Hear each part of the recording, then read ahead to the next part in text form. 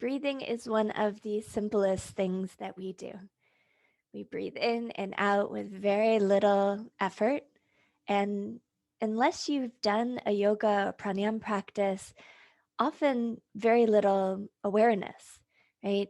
Very involuntarily or autonomically, we're breathing. We don't have to give it too much of our own attention.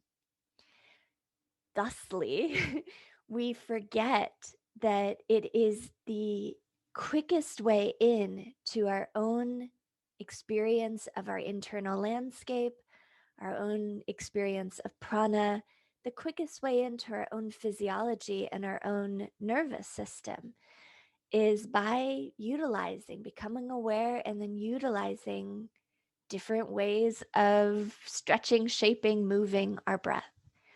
Now, that's only a really recent forgetfulness. In many different eras, in many different cultures, different lineages, breath is integral and tied to the concepts of God, of self, of soul, of spirit. We even see it in different languages. We know it in our own English language, in our own cliches, our own sayings. We have sayings like, she took my breath away, right? Or he was a breath of fresh air, or don't breathe a word of this, right? Or waiting to exhale, that movie, right? We know somehow in ourselves that breathing is inextricably tied to our mood, to our energy. But we tend to more consciously kind of forget that. But in different cultures, the names of breath and soul are synonymous. I wrote down some of them for us. In Greek, I'm going to butcher all these languages, so I do apologize. But in Greek, psyche pneuma, meaning both breath, soul, air, and spirit. In Latin, anima spiritus, meaning both breath and soul. In Japanese, ki, meaning air as well as spirit. Quite beautifully in Chinese, the symbols that make up the word breath, there's three characters that make up the word breath, and it means of the conscious self or heart. Quite lovely. And then we even know, and maybe a language that's more familiar to us, the language of yoga, the word prana, the Sanskrit word for prana, meaning the animating force, the life force. When you break up the little words that make up prana, you have words meaning the smallest unit, right? So you are made up of this very smallest unit of energy, right? Of animating force, of life force, energy, prana.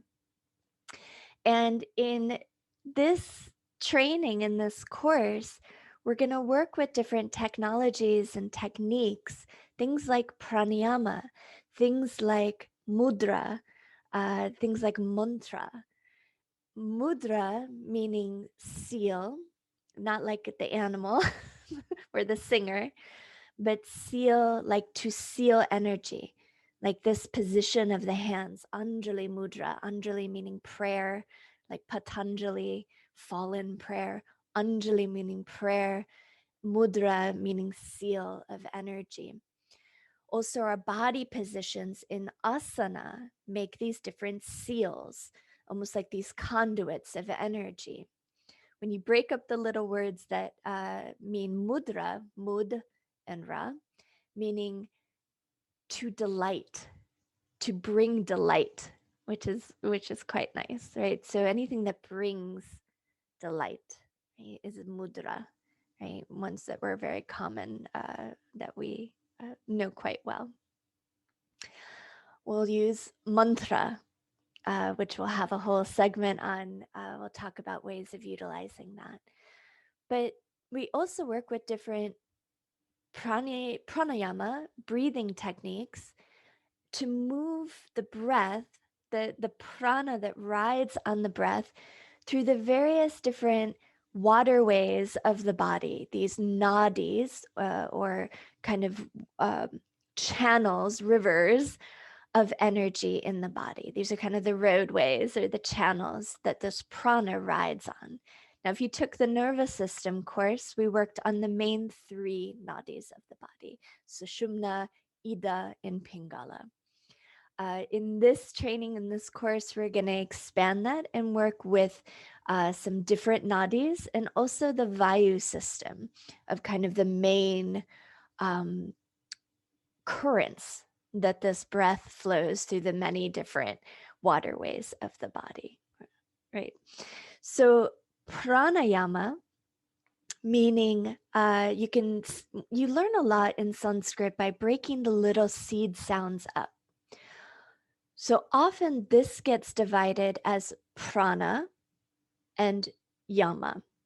Now, if you've studied the 8 limbs of the Ashtanga path, the 8-limbed path outlined in the Yoga Sutras, as well as some other texts, the yamas often stand for restraints.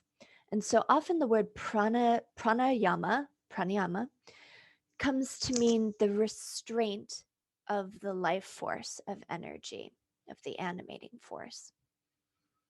It's nice, true, but you could also, interestingly enough, separate this word into pran, ayama. And if you remember in Sanskrit, before a word often flips it, negates it, or is the opposite, like ahimsa and himsa, non-violence or violence, right? So pran, ayama, meaning to expand the dimensions of prana, right, of this life force. Now, often I'll say pranayam, depending on where your teacher is from.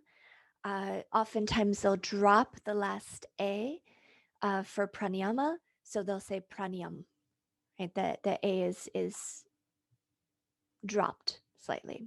So sometimes you'll hear me go back and forth between the words pranayama and pranayam. So these pranayam techniques are ways of expanding the dimensions or perhaps restraining the life force, right? The reason why there's some poetry in the anatomy and physiology and poetic, esoteric, or energetic models of the breath. We know this kind of instinctually.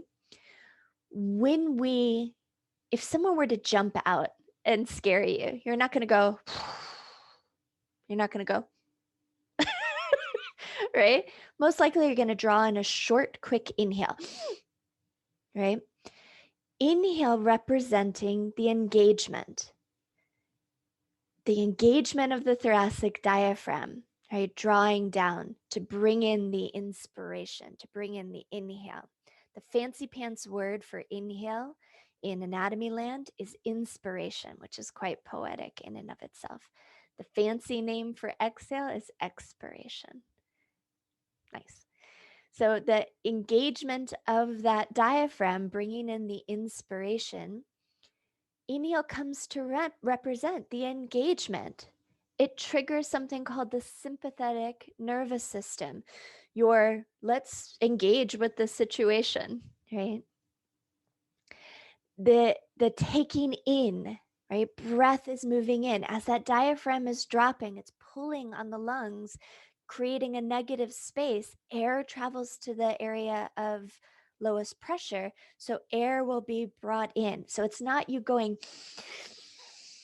bring in the inspiration, take it in, right? Struggling to pull the inspiration in.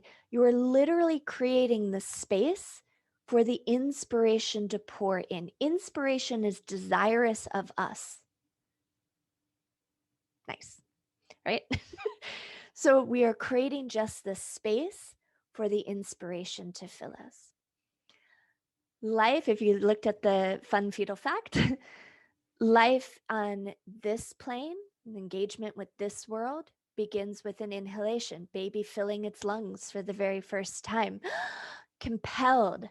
The first thing that happens when the baby exits is they are compelled to engage with the outer world. right? This inhale, life begins on this plane with an inhalation. It is the start. It is the start of something new. It is the engagement with the world. It is the creating room, is becoming a welcome vessel. All of that is represented in this mundane, can be mundane and forgotten about act of inhaling anatomically. Right? So we play with that, lengthening it, stretching it, moving in different ways to bring about maybe those qualities in these different areas of our body. The exhale phase of our breath, remember, is the relaxation of the diaphragm in and up. It is the surrender of the breath. It is where your body is most surrendered. It is the letting go, right? And so the qualities of letting go, of softening, of surrender are represented just inherently in the exhale phase of breath. Exhale, again, the fancy word is expiration, means to die, right? To expire. If sadly enough, you've been around someone at the end of their life on this plane, life ends with an expiration, with an exhale. So our lives are literally bookended by the inhale and exhale, by the engagement and the surrender, right? And this is modeled in our breath when we play with these aspects of our breath, right? And this is the story goes that the yogis knew this, experienced this by playing around, by getting quiet, by internalizing, and they started to create these different techniques or technologies to bring about more engagement, more surrender, breath in different regions of the body through asana or movement or just drawing our attention to those different places to bring about maybe more animating in the chest, more focus if it's in the ribs, more relaxation if it's in the belly. And they created these maps and models to explain it to other people. So they created the Nadi system. They created or discovered in and of themselves the Vayus that we'll talk about, the different ways of utilizing breath to bring about these different qualities. And as the story goes, when they were struck with awe, they saw a sunset, they saw their child, they saw their kitty cat, and they were just in love, spontaneously in awe. Think of people are complex, but think of your pets. When you go away and you come back and you see your pet and you're so just gaga over them. When you come into the room, your eyes soften, your focus narrows on them, everything else just falls away. Your mouth even opens, right? Your upper palate opens, your tongue drops, pelvic floor rises, everything just softens, and your breath spontaneously pauses, right? This is kumbhaka. This is the retention of the breath that we play with. The story goes that that is the inherent natural thing that happens when you are connected and loving and everything else falls away. And so they tried to reverse engineer it. They said, well, can we hold our breath to find that spontaneous loving for no reason, just pure love, right? Pure focus, everything else soft.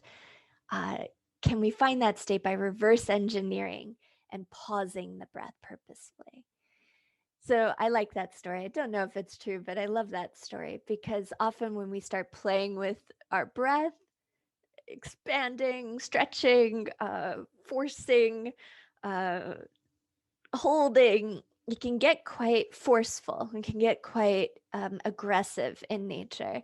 And I like to remember back, we're just trying to move back to the intelligence that's already resides in our breath, the intelligence that resides in this pranic system. We are just getting quiet enough to return back to it.